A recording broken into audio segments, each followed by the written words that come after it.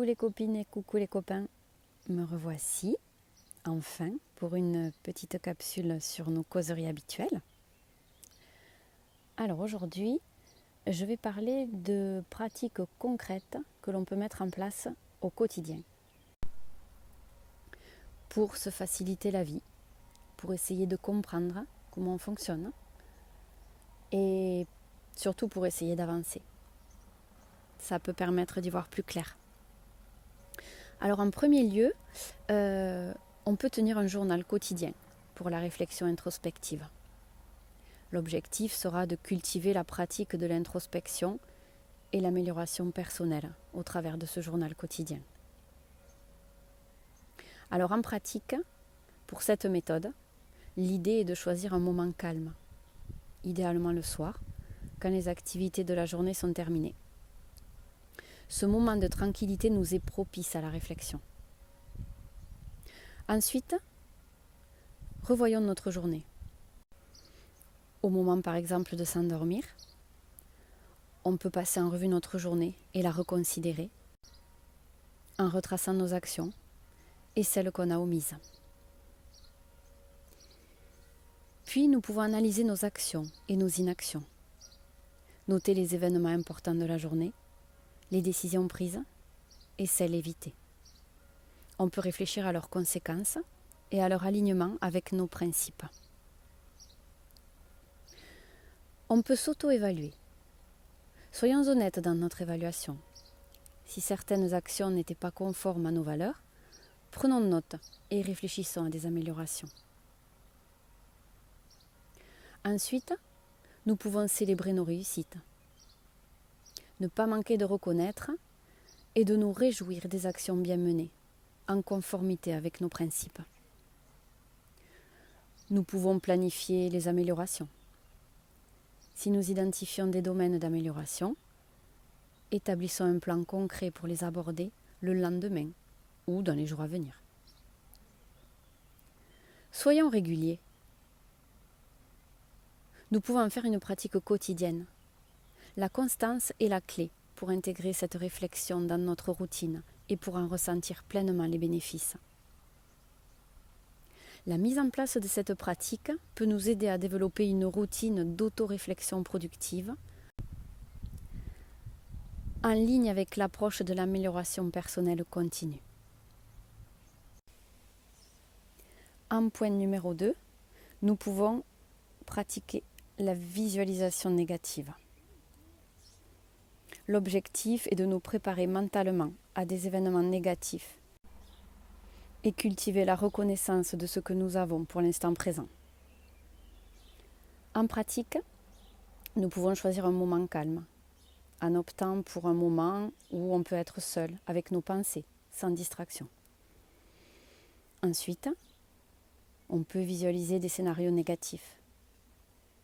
Imaginez des événements difficiles tels que la perte d'un être cher, la perte d'un emploi, tomber malade ou rater quelque chose d'important.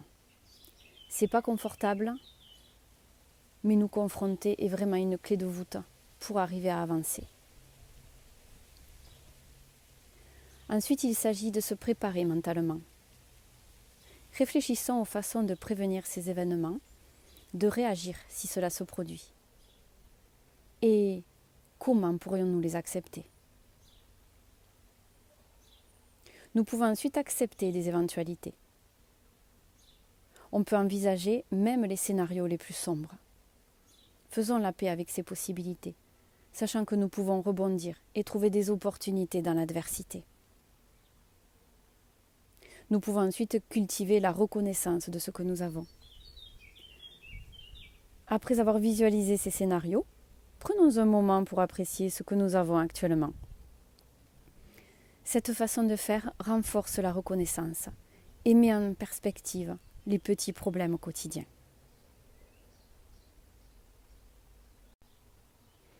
Ensuite, nous pouvons adopter la pensée de nous rappeler que nous allons rencontrer des obstacles et des comportements désagréables.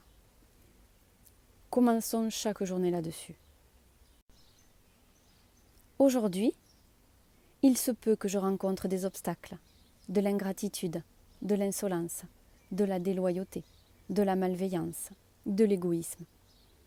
Cette préparation mentale nous aidera à ne pas être pris au dépourvu ou affectés négativement lorsque ces événements se produisent. Les résultats attendus sont une résilience accrue. En acceptant la possibilité d'événements négatifs, nous devenons mentalement plus forts et plus adaptables. C'est très important, capital même. Il est également attendu une reconnaissance profonde de ce que nous avons déjà. Celle-ci, dans le présent, s'intensifie, permettant une appréciation plus profonde de la vie. Il est également attendu de réduire les déceptions. En anticipant les défis, on réduit les sentiments de déception ou de tristesse lorsqu'ils se produisent réellement. Cette pratique, bien qu'à contre-courant de l'optimisme ambiant, offre un moyen puissant de renforcer la résilience et de cultiver une reconnaissance profonde pour le présent. En pratique numéro 3, l'objectif sera de prendre conscience qu'à ce jour nous sommes mortels pour vivre pleinement et aligner nos actions avec nos valeurs.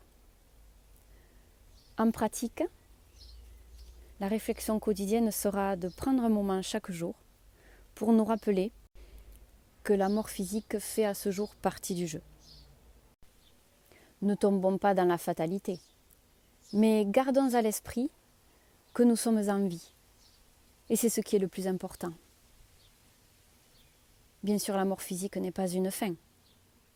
Elle fait partie de la fin de l'expérience. Aujourd'hui c'est ainsi, demain il en sera peut-être autrement. Peut-être atteindrons-nous l'immortalité physique en montant en conscience comme nous savons le faire présentement. Mais occupons-nous de l'instant présent. Il en est ainsi aujourd'hui. Demain peut être différent. Nous pouvons utiliser un calendrier d'incarnation pour visualiser notre parcours. Ensuite, le sens de l'urgence est important. Laissons cette prise de conscience créer un sentiment d'urgence, nous poussant à mieux prioriser notre vie, à cesser de procrastiner et à nous concentrer sur ce qui est vraiment important. Par ailleurs, centrons-nous sur les actions et les plaisirs de la vie. Équilibrons notre temps entre le travail sur des projets significatifs et le plaisir de profiter pleinement des belles choses que la vie offre. Il s'agit toujours de rester dans l'instant présent. Tout en restant lucide, mais ne pas tomber dans le fatalisme. Rappelons-nous que nous avons le pouvoir de construire et de changer les choses. Agissons comme s'il s'agissait de notre dernier jour de l'expérience.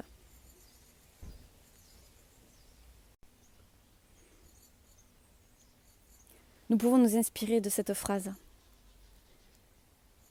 Tu pourrais quitter la vie à ce moment même si tu le décides. Permets-toi donc d'agir à chaque fois que tu le fais, comme si c'était la dernière. Nous pouvons aussi entrer dans une forme de contemplation de la mort physique qui symboliserait la fin de l'expérience terrestre. Nous pouvons aussi voir ce que fait résonner cette phrase en nous. Si tu veux te réjouir de la vie, pense à la fin de l'expérience. Cette réflexion aide à relativiser et à déstresser s'il y a lieu.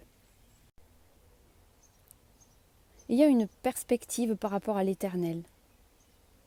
Adoptons la vue, reconnaissant que, dans le contexte de l'éternité, nos actions peuvent sembler insignifiantes. Avant et après notre existence, il n'y a eu et il n'y aura que poussière. Ce qui veut dire que, à la fin de notre expérience terrestre, du point de vue de la conscience, nous n'emporterons pas avec nous nos créations matérielles, nos biens matériels. Concentrons donc nous sur l'essentiel, qui au départ est immatériel. Cela peut nous aider à prendre du recul et à avoir une autre perspective de notre incarnation.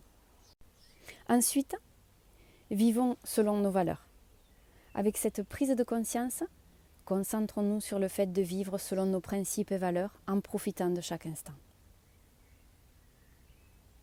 En outre, il est très important d'accepter l'imperfection. Si tout ne se passe pas comme prévu, ou si nous n'accomplissons pas tout ce que nous souhaitons, rappelons-nous que ce n'est pas si grave à l'échelle éternelle. Restons toujours du point de vue de notre conscience. Les résultats attendus de cette méthode sont de mettre en place une priorisation effective. Nous serons plus à même de distinguer ce qui est essentiel de ce qui est accessoire dans notre vie. Le but est également d'avoir une appréciation renforcée, une plus grande appréciation des moments présents et des opportunités de la vie. Il est aussi question de réduire le stress, car en relativisant, nous réduisons le stress et l'anxiété liés aux enjeux quotidiens. Le but est également de s'aligner avec ses valeurs. Une vie plus alignée avec nos valeurs personnelles et principes. Tout ceci est un rappel puissant pour vivre de manière authentique et significative. En guise de pratique numéro 4, où il s'agit d'entrer dans un inconfort volontaire. En effet, l'objectif est de renforcer la reconnaissance de ce que nous avons déjà et le contrôle sur les émotions, en nous exposant volontairement à des situations inconfortables. En pratique, exposons-nous à l'inconfort physique. Choisissons des activités comme prendre des douches froides, faire du sport intensif, jeûner, pratiquer le yoga. Bien sûr, le yoga qui n'est pas issu du New Age. Ces activités nous mettent face à un inconfort physique que nous choisissons et que nous contrôlons. Ensuite, défions l'inconfort mental. Mettons-nous dans des situations qui nous mettent mal à l'aise, comme sauter en parachute si nous n'avons pas peur des hauteurs, prendre la parole en public, ou encore aborder quelqu'un si cela nous intimide. Ceci renforce notre résilience mentale. Ensuite, apprécions le post-inconfort. Après une période d'inconfort, accordons-nous le temps de ressentir et d'apprécier le retour au confort. Par exemple, savourons la chaleur d'une serviette après une douche froide, ou la satisfaction d'avoir enfin parlé à telle personne. Contrôlons ensuite nos impulsions. La privation volontaire d'un confort, comme se priver de sucre, de cigarettes, de réseaux sociaux, que sais-je encore, aide à nous renforcer et à renforcer cette maîtrise de nous-mêmes, ainsi qu'à contrôler nos impulsions. Par ailleurs, pratiquons la résilience volontaire, en comprenant que l'inconfort auto-imposé requiert plus de volonté que celui imposé par d'autres. C'est un entraînement à la force mentale. Et puis, anticipons positivement. Avant d'entrer dans une situation inconfortable, rappelons-nous les bénéfices et la sensation de croissance personnelle qui suivront. Nous pouvons également pratiquer le principe de pauvreté volontaire, en nous exposant à des conditions de pauvreté extrême occasionnellement. Ceci permet de ne pas craindre la pauvreté et d'apprécier la richesse sous toutes ses formes. De nos jours, il est évidemment compliqué de se mettre dans de telles conditions volontairement. Mais nous pouvons commencer, par exemple, par nous priver, dans la mesure du possible, de notre téléphone ou de notre voiture quelques jours. Également, réfléchissons et évaluons. Après chaque expérience d'inconfort volontaire, prenons un moment pour réfléchir sur ce que nous avons appris par nous-mêmes et sur la manière dont cela a influencé notre reconnaissance envers ce que nous avons déjà et notre maîtrise de nous. Les résultats attendus sont l'amélioration de la reconnaissance de ce que nous avons, une meilleure appréciation des moments de confort et des aspects positifs de la vie donc. Le résultat attendu est également le renforcement de la résilience. donc une plus grande capacité à gérer l'inconfort et le stress. Également, attendons-nous à acquérir une meilleure maîtrise de nous, un meilleur contrôle sur nos impulsions et nos désirs immédiats. Enfin, une perspective plus élargie peut être attendue, en comprenant et en appréciant la valeur des choses simples et la richesse dans la simplicité. L'inconfort volontaire est un moyen puissant de se rappeler des plaisirs simples de la vie et de développer une force intérieure résiliente. En pratique numéro 5, nous pouvons cultiver notre bonheur. L'objectif sera de trouver le bonheur dans les actions et les comportements plutôt que dans les résultats et les événements de la vie. En pratique, encore une fois, nous pouvons cultiver la reconnaissance de ce que nous avons déjà. Reconnaissons les progrès. Prenons le temps de réfléchir aux progrès que nous avons réalisés dans notre vie, peu importe leur ampleur. Soyons conscients des possibles pertes. Réalisons la valeur de ce que nous avons actuellement, en envisageant ce que nous pourrions perdre. Apprécions le malheur évité. Soyons reconnaissants pour les difficultés et les malheurs que nous n'avons pas eu à affronter. Reconnaissants envers nous-mêmes, bien entendu. Vivons ensuite dans le moment présent. Soyons pleinement conscients. Nous pouvons pratiquer la pleine conscience en nous concentrant pleinement sur l'instant présent, en évitant au maximum de nous perdre dans des pensées sur le passé ou l'avenir, nous évitant ainsi de trop mentaliser les choses et nous détourner du chemin de notre conscience. Nous pouvons réaliser un exercice en encerclant le présent, en nous focalisant sur notre environnement immédiat, nos sensations et nos émotions actuelles, et nous ancrer ensuite dans le moment et dans les ressentis dans notre corps. Car, rappelons-le, le but est de rester dans l'expérience matérielle avant toute chose. Nous pouvons ensuite cultiver l'autosuffisance, en développant la résilience, une fois de plus. Travaillons à nous sentir heureux et satisfaits, quelle que soit notre situation actuelle. L'indépendance des circonstances est également intéressante, en renforçant notre capacité à trouver du contentement, indépendamment des circonstances extérieures. Les résultats attendus sont un bonheur intérieur, indescriptible, une source de bonheur qui vient de l'intérieur et qui est moins dépendante des facteurs externes. Attendons-nous à mieux apprécier la vie également. Une meilleure appréciation de la vie quotidienne et une capacité accrue à trouver de la joie dans les petites choses. Également, la résilience émotionnelle peut être accrue. Une plus grande capacité à rester équilibré et heureux, même en période de difficulté.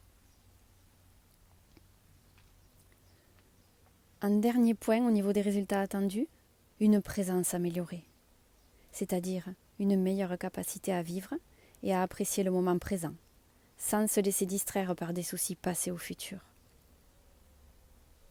Cultiver son bonheur est un processus continu qui nécessite de la pratique et de la détermination. En nous concentrant sur la gratitude, la pleine conscience et l'autosuffisance, nous pourrons développer un état de bonheur plus stable et indépendant des circonstances extérieures.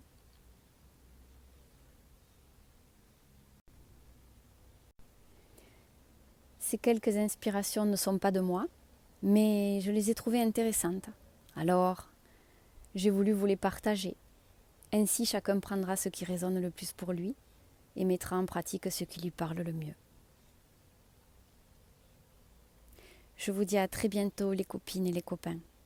Et je vous remercie pour votre confiance infinie. Vos mots gentils, votre présence, votre soutien. Vous êtes fabuleux. À très bientôt. Au revoir.